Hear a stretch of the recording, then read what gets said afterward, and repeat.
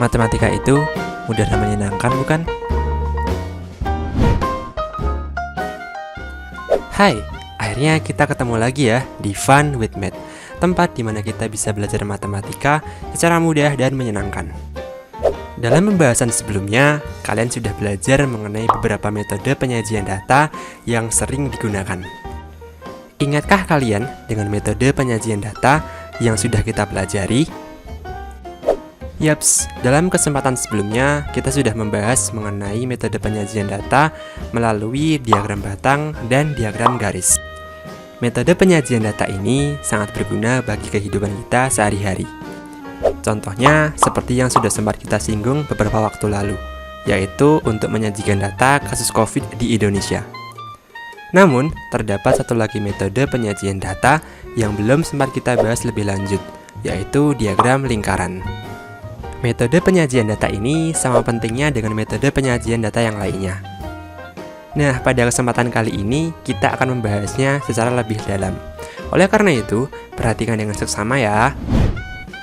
Secara pengertian, diagram lingkaran sendiri adalah metode penyajian data yang secara visual menampilkan statistik data dalam grafik melingkar berbentuk lingkaran. Dalam penggunaannya, diagram lingkaran sendiri terdiri dari juring-juring lingkaran yang mewakili frekuensi setiap data yang ada.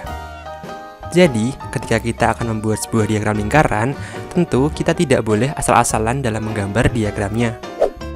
Besar setiap juring lingkaran harus mewakili frekuensi setiap data yang ada. Lantas, bagaimana sih caranya menentukan besar sudut juring lingkarannya? Nah, untuk menjawab pertanyaan tersebut, coba perhatikan permasalahan berikut ini. Misalkan di sini kita diberikan data mengenai hobi siswa kelas 7A. Jika kita perhatikan, data tersebut juga sudah disajikan ke dalam sebuah tabel frekuensi. Nah, di sini kita akan mencoba menyajikannya ke dalam sebuah diagram lingkaran agar diperoleh visualisasi yang lebih jelas.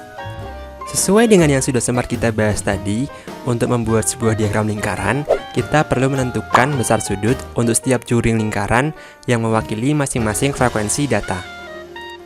Jadi, langkah pertama kita akan menentukan besar sudut juring lingkarannya terlebih dahulu. Untuk menentukan besar sudutnya, kita bisa menggunakan persamaan berikut ini. Frekuensi data tertentu kita bandingkan dengan banyaknya data, kemudian kita kalikan dengan jumlah sudut dalam satu lingkaran penuh, yaitu 360 derajat. Sekarang kita coba hitung bersama ya untuk besar sudut juringnya. Misalkan di sini kita akan menentukan besar sudut juring untuk data siswa dengan hobi menyanyi.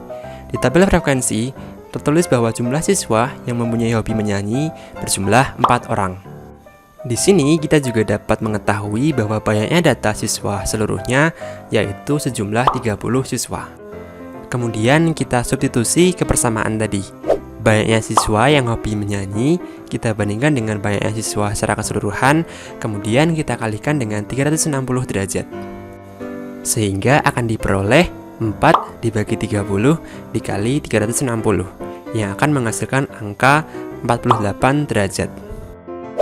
Jadi, besar sudut juring lingkaran untuk data siswa yang memiliki hobi menyanyi yaitu sebesar 48 derajat.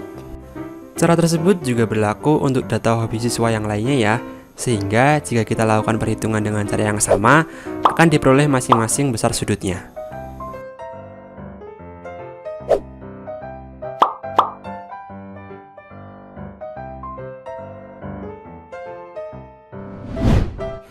Sekarang, untuk besar sudut yang sudah kita peroleh, kita sajikan dalam tabel untuk mempermudah dalam membuat diagram lingkarannya. Kemudian, kita gambar diagram lingkarannya sesuai dengan besar sudut yang sudah kita hitung tadi ya. Kalian bisa menggunakan busur derajat agar besar sudutnya tepat. Jadi, begitulah cara kita membuat sebuah diagram lingkaran untuk menyajikan data. Menggunakan diagram lingkaran ini akan diperoleh visualisasi data yang lebih jelas. Nah, dalam diagram lingkaran, seringkali kita juga diminta untuk menemukan persentase setiap bagian set datanya. Contohnya, jika timbul sebuah pertanyaan seperti ini. Berapa persentase siswa yang memiliki hobi bermain game di kelas 7A? Nah, untuk menjawab pertanyaan tersebut, kita bisa membandingkan frekuensi siswa yang memiliki hobi bermain game dengan frekuensi keseluruhan, kemudian kita kalikan dengan 100%. Atau jika kita sederhanakan, akan terbentuk suatu persamaan sebagai berikut. Sekarang kita coba jawab pertanyaan tadi ya. Kita akan menemukan besar persentase siswa yang hobi bermain game di kelas 7A. Untuk data siswa yang memiliki hobi bermain game, di sini frekuensi datanya yaitu 6, sedangkan frekuensi keseluruhannya yaitu 30. Maka, jika kita lakukan perhitungan, akan diperoleh persentasenya yaitu 6 dibagi 30 dikalikan 100%, yaitu 20%. Jadi, persentase siswa yang memiliki hobi bermain game di kelas 7A yaitu sebesar 20%. Hal ini juga berlaku untuk set data yang lainnya ya, sehingga kita bisa menemukan persentase setiap set datanya dengan cara yang sama.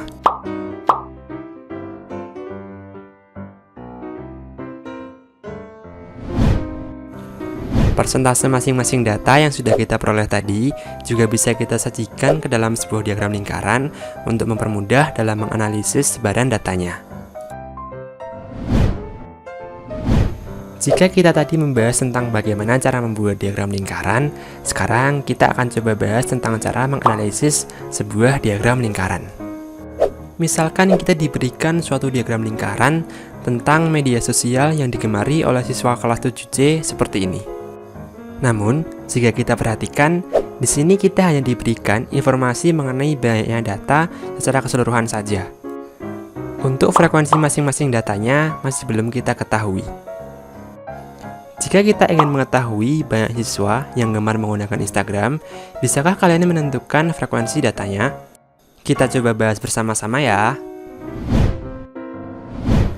Untuk menentukan frekuensi masing-masing data dalam sebuah diagram lingkaran, kita bisa menggunakan perbandingan sudut-sudut atau persentase yang mewakili suatu data tertentu. Dalam kasus diagram ini, kita menggunakan besar sudut untuk melakukan perbandingannya. Di sini kita akan mencoba untuk menemukan frekuensi data siswa yang gemar menggunakan Instagram. Jika kita perhatikan, frekuensi data siswa yang gemar menggunakan Instagram diwakili oleh juri lingkaran dengan sudut 96 derajat. Untuk bisa menemukan frekuensi datanya, kita bandingkan besar sudut tersebut dengan besar sudut keseluruhan yaitu 360 derajat. Kemudian kita kalikan dengan banyaknya data siswa, yaitu sebanyak 30 siswa. Sehingga akan diperoleh frekuensi data siswa yang gemar menggunakan aplikasi Instagram, yaitu sebanyak 8 siswa. Jika kita tuliskan secara umum, akan diperoleh persamaan seperti berikut ini. Untuk diagram lingkaran yang diketahui besar sudutnya, kita bandingkan besar sudut tertentu dengan besar sudut keseluruhan, kemudian kita kalikan dengan banyaknya data.